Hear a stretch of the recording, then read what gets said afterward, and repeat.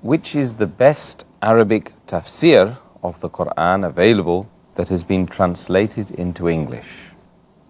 As far as the Arabic tafasirs are concerned, there are many tafasirs in Arabic. The two most well known amongst all the Arabic tafasirs is of Tabri and the other is Ibn Qasir. There are many other tafasirs, for example, Qurtubi, then Zamakhshari, Kashaf, and various others. But the two most famous are Tabri and Ibn Qasir.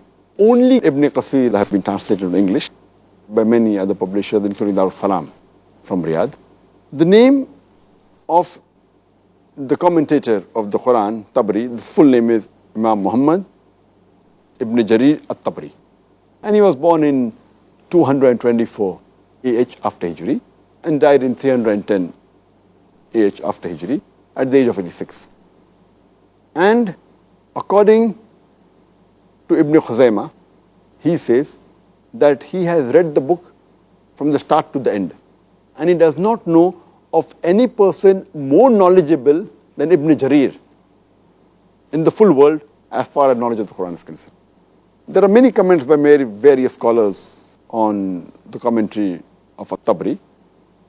Another famous person, Shaykh al-Islam, Ibn Taymiyyah, he says, regarding this commentary, he says that amongst the commentaries available now, at his time he's talking, amongst the commentaries available at his time, the best commentary is of Ibn Jarir, At-Tabri, because he gives the views of the Salafs, of the predecessors, the Salaf al-Salihin.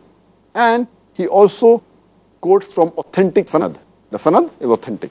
He does not quote sources which are dubious, which are doubtful.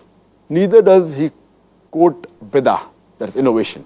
That is the reason Shaykh al-Islam Ibn Taymiyyah preferred his commentary the best. And in another book he has given his comments, again Shaykh al-Islam Ibn Taymiyyah, he says that Tabri, he quotes from the Sahabas, from the Tabains and the Tabains, that the followers of the Tabain. And he even gives the exact sanat, mentioning each name.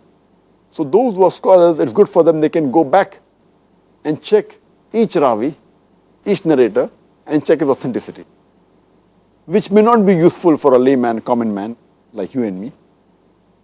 You know, he says, Shaykh al-Islam Ibn Taymiyyah, that a common man is only interested in knowing whether the hadith is sahih or zaif or mawdu. He may not be interested in the sanad. So therefore this commentary is very good for the scholars and the seekers of knowledge. The other Arabic tafsir, which is very good and very famous, it is Ibn Qasir. And the name of the commentator of this tafsir, the full name is Abul Fida Ismail Ibn Qasir al-Zamakhshari.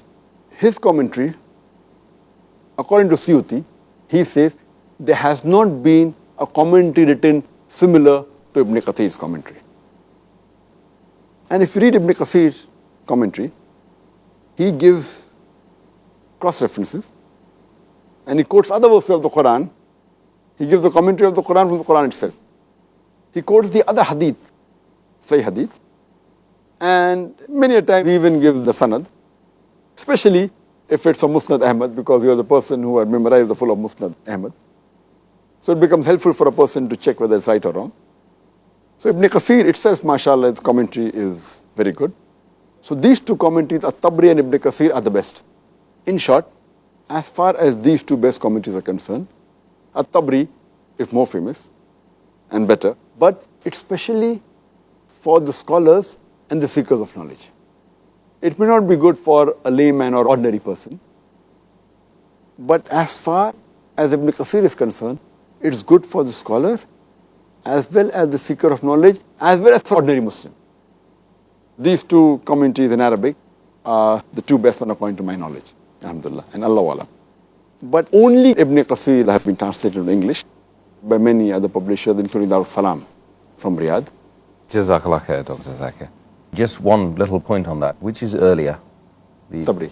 Tabri. Yes, Tabri is earlier. Ibn Qasir, he died in 774 AH after Hijri. He came about 4.5 centuries after Tabligh. Okay, thank you very much for that clarification.